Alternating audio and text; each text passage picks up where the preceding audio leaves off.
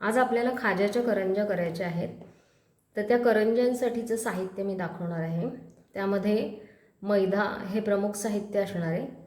तर ही जी वाटी आहे या वाटीने मी 2 वाट्या मैदा घेतलेला आहे आणि 2 वाट्या मैद्यांना 1 टेबलस्पून मीठ घेतले. आणि आता 2 वाट्या मैद्यांपैकी एका वाटीला साधारण 2.5 चमचे मोहन, या अंदाजानुसार 2 वाट्यांचे 5 चमचे मोहन. तर ह्या वाटीमध्ये 5 चमचे तेल मी घेऊन ठेवलेलं आहे. आता आपल्याला काय करायचं आहे, मीठ मिक्स करून घ्यायचं आणि तेल कडकडीत गरम करून ते मोहन याच्यावर टाकून पीठ मळायचं आहे. तेल आता आपण तापवत ठेवलेले. आता ते चांगलं तापले का बघण्यासाठी थोडंसं पीठ टाकून घेऊया. छान होतंय तेल तापलेले. आता मोहन टाकूया आपण. कडकडीत मोहन तापलेलं आहे. आता आपण हे टाकून घेऊया.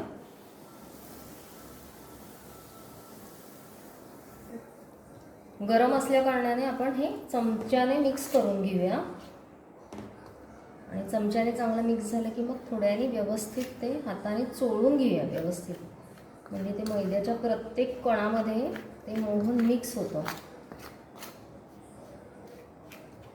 हे पहा, आता मोहन टाकल्यानंतर हे पीठ ना असं छान हाताने एकजीव करून घ्यायचं, कारण की ते जे गरम तेल आहे मोहन ते प्रत्येक कणापर्यंत मैद्याच्या पोहोचायला पाहिजे. त्यामुळेच तो मैदा नंतर हलका होतो. म्हणून ही कृती कधीही टाळायची नाही, व्यवस्थित करायची. आणि हे अशी मूठ वळली जाणं म्हणजे मोहन चांगलं बसलंय. आता आपण हे पाणी हळूहळू टाकायचं, घाई नाही करायची पाणी टाकायची, कारण फार सैल होता कामा नये. अति घट्ट नाही पण फार सैलही होता कामा नये, ह्याची काळजी घ्यायची. आता आपण हा पूर्ण पीठ आहे हे मळून घेऊया आणि छान गोळा तयार करून घेऊया. हे पहा, आता आपण हा गोळा मळून घेतलेला आहे. हा आत्ता ओबडधोबड जरी दिसला ना तरी नंतर तो 1-2 तासांनी छान सेट होतो आणि तेव्हा पुन्हा एकदा मळून घ्यायचा. तर आत्ता आपण हा ठेवून देऊया, गोळा मळलेला झाकून ठेवून देऊया. करंजीचं मगाशी पीठ जे दाखवले ते अशा पद्धतीनं मळून झालेलं आहे आणि ते छान मळल्यामुळे अगदी छान गोळा तयार झाला आहे. फार टणक नाही आणि फार मऊ नाही.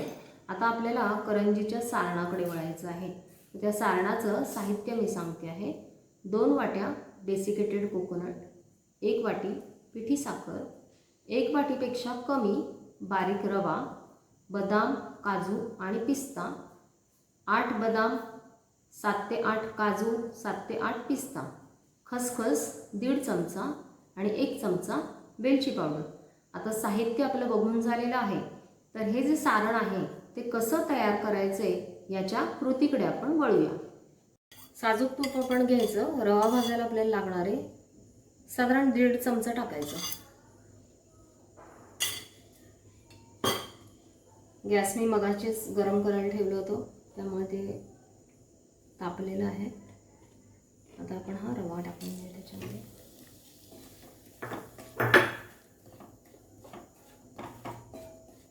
फ्लेम मोठी ठेवायची नाही आहे, बारीक मंद ठेवली तरी चालेल, कारण की आता मोठ्या गॅसवर ठेवली त्यामुळे मी पूर्ण ती बारीक ठेवलेली आहे फ्लेम.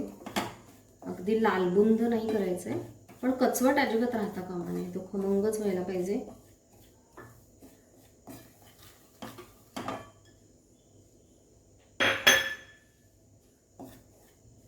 आता हे जे डेसिकेटेड कोकोनट आहे ते आपण टाकून घेऊ. गॅस पूर्ण बारीक करायचा, यालाही फार लालबुंद असं नाही करायचं आहे. साधारण खमंग वास यायला लागला की हे देखील काढून घ्यायचे आपल्याला. हा बघा, आता ह्याचा रंग अगदी लाईट पिंक आलेला आहे, तो पांढरा पूर्ण राहिलेला नाही आहे आणि वासही छान यायला लागला. आता आपण हे काढून घेऊया. मी अगदी 1 थेंबभरच त्याच्यात तूप टाकले, फार नाही टाकलेलं. आणि हे पण मंद गॅसवरती आपण थोडे भाजून घेऊया, कारण की हे थोडे मिक्सरला आपल्याला भरडच करायची, फार बारीक पूड नाही करायची, ते दिसले पाहिजेत थोडे. त्यामुळे तसे ते आपल्याला करून घेण्यासाठी हे असे थोडे रोस्ट केले की त्याची चव छान लागते. त्यामुळे 1-2-3 मिनटं हे करून घ्यायचे. ही खसखस ती पण आपण 1-2-3 मिनटं परतून घेऊया.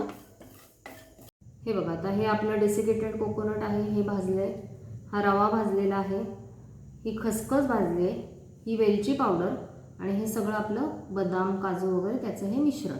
ठीक आहे. आता आपल्याला काय करायचं आहे, याच्या सगळ्यामध्ये पिठी साखर जे आपण प्रमाण काढले त्यानुसार ती आपण मिसळून घेऊया. हे सगळं आधी एकत्र करून घेऊया. हे बघा, आता हे पहिलं आपण सगळं मिश्रण मिक्स करून घेतलेलं आहे. आता आपण ह्याच्यामध्येच पिठी साखर टाकूया.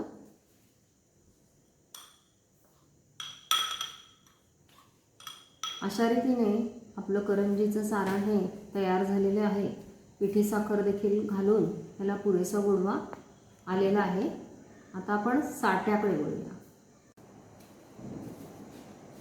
आता 6 ते 7 चमचे मी साजूक तूप घेतलेलं आहे आणि साधारण 4 ते 5 चमचे हे कॉर्नफ्लोअर घेतलेलं आहे. हे आपण ह्याच्यामध्ये टाकूया आणि फेटून घेऊया.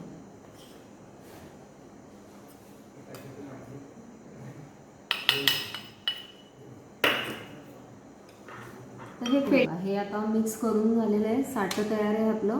आणि मगाशी जे आपण कणिक मळलेलं होतं मैद्याचं, त्याचे हे 4 गोळे मी तयार करून घेतलेले आहे.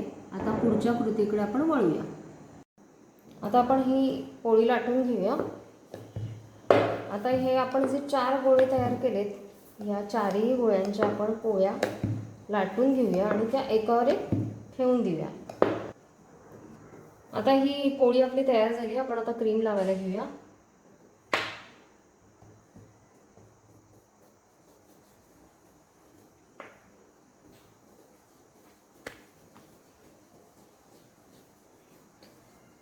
हे बघा, आता हे पूर्ण क्रीम लावून घेतले. आता मी दुसरी पोळी ह्याच्यावरती टाकते आणि आता ह्यालाही हीच पद्धत कंप्लीट करून घ्यायचं आहे क्रीम लावून. अशा या एकावर एक ह्या 4ही पोळ्या आपण पूर्ण करून घेऊया. ते मी खूपच कमी लावले, जास्त नाही लावायचं आहे शेवटच्या याला. आता आपण रोल करून घेऊया. हा अतिशय छान टाईट रोल करून घ्यायचा, ज्यामुळे त्याच्या पाऱ्या असतात त्या व्यवस्थित एकमेकांना लागून राहतात. हा रोल फार महत्त्वाचा आहे.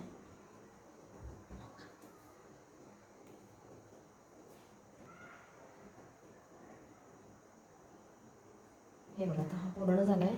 आता हा असं जरा वाढवून घ्यायचा आपल्याला. मी हा वाढवून देते आहे. हे बघा, आता हा आपण बऱ्यापैकी वाढवून घेतलेला आहे. आता हे कडा ज्या आहेत त्या बंद करून घेऊया. दोन्ही बाजूनी कडा बंद करून घेतलेल्या आहे मी. आपण ह्या कापून घेऊया.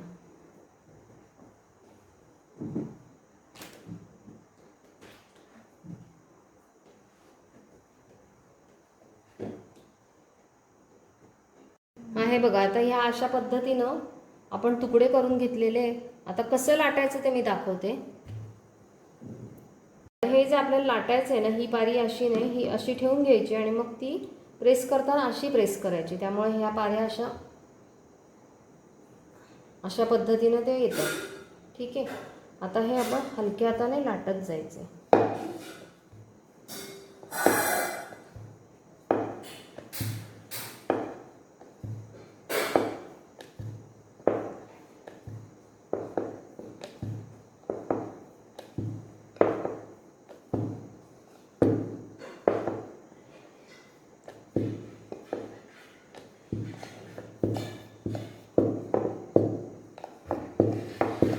हे आता पूर्ण झालं आहे.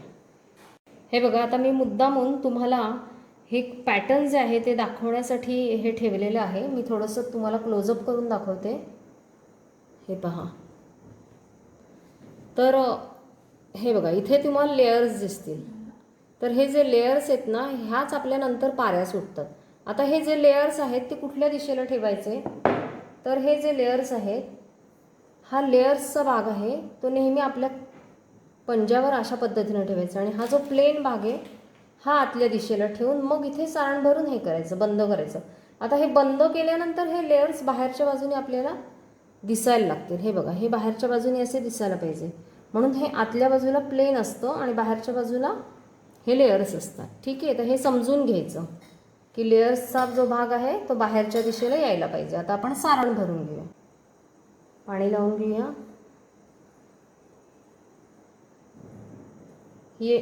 ही पण पद्धत सोपी पडते. ह्या बाजूने बंद करून घ्यायचं म्हणजे ती फार लवकर बंद करायला सोपी पडते. आणि मधला भाग मात्र उघडा ठेवायचा आणि मग या भागामध्ये आपलं जे सारण आहे ते भरून घ्यायचं.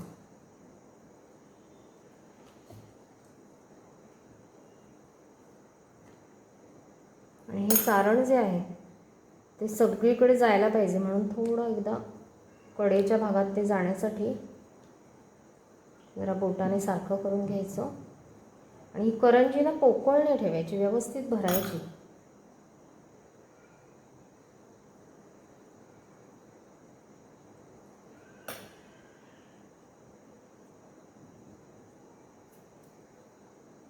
तर ही भरल्यानंतर बंद करून घेऊया आपण.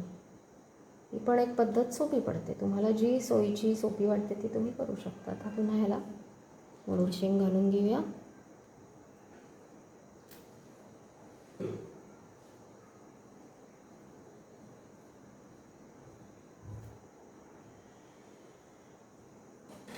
हे बघा आपली पूर्ण झाली आहे करंजी.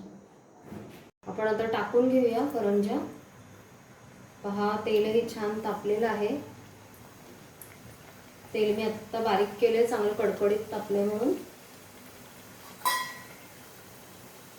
या पाऱ्यांवरती थोडं असं तेल टाकून घ्यायचं गरम, म्हणजे ते सुटायला त्यांना मदत होते. आता ही पहा मी आता दुसऱ्या बाजूने करून घेते. उलट्या करून घेतलेल्या आहेत. फ्लेम जर वाटलं आपल्याला तेल जास्त तापले तर थोडी कमी करून घ्यायची, कारण की त्या गुलाबी रंगावर आणि खुसखुशीत व्हायला पाहिजे. त्यामुळे भरभर होणं महत्त्वाचं नाही आहे. त्या तापलेल्या तेलामध्ये छान खमंग होणं आणि त्याच्या पाऱ्या सुटणं हे फार जास्त महत्त्वाचं आहे. रंग बघून घ्यायचा आपला. रंग छान गुलाबी आला, पारी पण व्यवस्थित सुटली, अशा स्टेजला आपण त्या काढून घ्यायच्या. त्या बघूया मागच्या बाजूने नाही झाल्या, थोडं पांढरे आहे, पुन्हा करून घेऊया.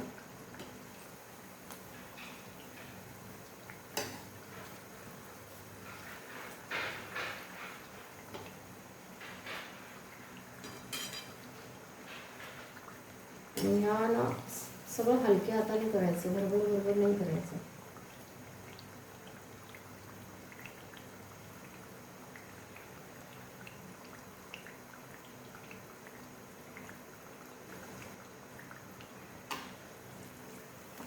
पहा आता छान गुलाबी रंग आलाय मागच्या बाजूने देखील. गुलाबी रंग फार महत्त्वाचा आहे. आता पहा ही एक करंजी आहे ना, ही झालेली आहे. मग ही आपण हळूहळू काढून घेऊया. त्याचं तेल सगळं व्यवस्थित निथळून घेऊया.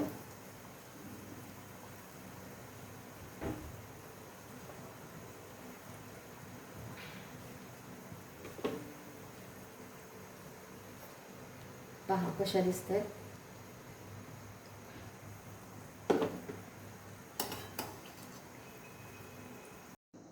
ही बघा आता जी लेअर आलेली करंजी आहे ही तोडल्यावर कशी वाटते तुम्हाला समजेल की ही लेअर्स कसे खुसखुशीत दिसतात आणि ही तोडल्यावर अशी दिसते. हे बघा इतके लेअर छान येतात त्याला, त्यामुळे सुंदर लागते खाताना. करून बघ. अशा पद्धतीनं या खाज्याच्या करंज्या आपल्या करून झालेल्या आहेत. तर ह्याची कुठलीही भीती न बाळगता सगळ्यांनी जरूर एकदा करून बघाव्या आणि सहजपणे जमतात त्या.